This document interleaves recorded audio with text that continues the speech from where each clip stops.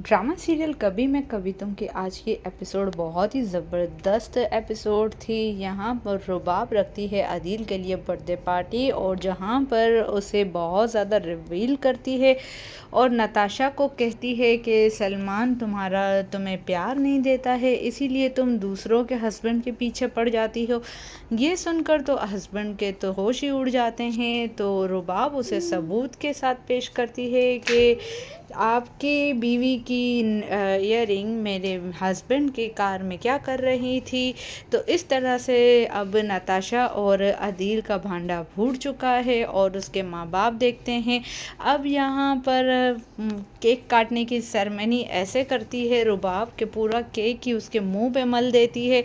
अब यहाँ अकेले में रुबाब से बात करता है अदील और कहता है कि तुमने अच्छा नहीं किया, तुम्हें को गलतफहमी हो गई है। तो रुबाब कहती है अभी तो मुझे सही समझ आई है और तुम्हारा मुझे चेहरा नज़र आया है और तुमने जो चीटिंग की है वो तो बिल्कुल बर्दाश्त नहीं। अब यहाँ शर्जीना अंधेरे में यहाँ वहाँ भटक रही होती है तो वो गिर जाती है और उसे लग जाती है चोट। घर पर कोई भी मौजूद नहीं होता है।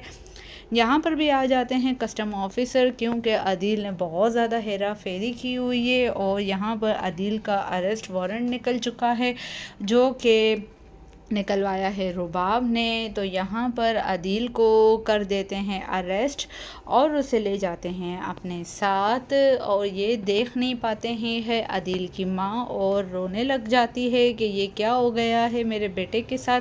अब पता चला इस औरत को कि अदील कितना बड़ा फ्रॉड है। अब यहाँ मुस्तफ़ा आता है घर, लेकिन देखता है कि शर्जीना तो ज़ख्मी पड़ी हुई है। उसे उठाता है और हॉस्पिटल लेके जाता है और उसके घर वाले भी यहाँ आ जाते हैं और मुस्तफ़ा से पूछते हैं कि क्या हुआ। तो मुस्तफ़ा कहता है पता नहीं, मैं ऑफिस से घर आया तो शर्जीना बेहोश पड़ी हुई थी, मैं उसे उठा के हॉस्पिटल लेकर आया। तो यहाँ पर अब शर्जीना की हालत बहुत ही ज़्यादा ख़राब हो चुकी है। ऊपर से डॉक्टर आके कहती है कि बेबी को हम नहीं बचा सके।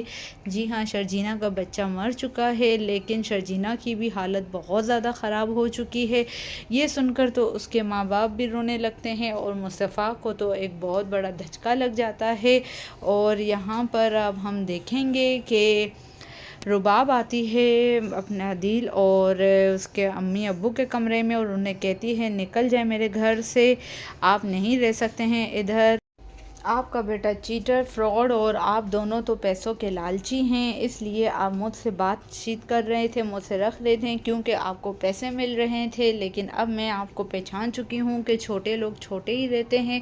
और बहुत ही ज़्यादा जलील करके उन्हें अपने घर से निकालती है और घर से जाने का कह देती है। अब यहाँ पर शर्जीना के अब्बू बहुत ज़्यादा गुस्सा करते हैं मुस्तफ़ा पर कि इसकी हठधर्मी की वजह से मेरी बेटी इस हालत में पहुंची। कितना कहा हमारे यहाँ शिफ्ट हो जाए, लेकिन नहीं होने दिया। इसकी तो अकड़ ही ख़त्म नहीं हो रही थी। इस बात पर मैं भी शर्जीना के अबू को सपोर्ट करूंगी कि ऐसी प्रेगनेंसी की हालत में शर्जीना को अपने माँ बाप के पास ही रहना था, ताकि कुछ हो जाए तो कोई देखने वाला तो हो। यहाँ अकेले घर में पड़े पड़े तो ये ज़िंदगी मौत के मुँह में आ गई है। अब यहाँ पर बहुत ही ज़िल्लत से निकल रहे हैं अदील के माँ बाप और उन्हें रुबाब घर से निकाल देती है। अब दोनों बेयारो मददगार सड़क पे खड़े होते हैं, तब उन्हें शर्जीना और मुस्तफ़ा का ख़्याल आता है और इस औरत को समझ आती है कि उसने कितनी बड़ी बेवकूफ़ी की अदील के पैसों के लिए उसका साइड ले लेकर। और उन्हें एहसास हुआ है इन दोनों को कि उन्होंने जब शर्जीना और मुस्तफ़ा को घर से निकाला था रात को तो उनको कैसा लगा होगा।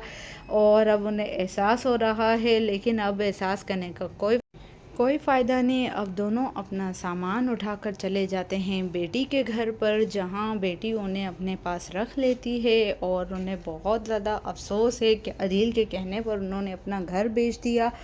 यहाँ पर शर्जीना की हालत बहुत ही ज़्यादा ख़राब हो चुकी है। डॉक्टर ने 50-50% चांस बताया है। तो मुस्तफ़ा शर्जीना से अपने हर चीज़ के लिए माफ़ी मांगता है जो वो उसे नज़रअंदाज कर रहा था। तो रिव्यू आपको कैसा लगा, पसंद आया है तो चैनल को सब्सक्राइब करिए।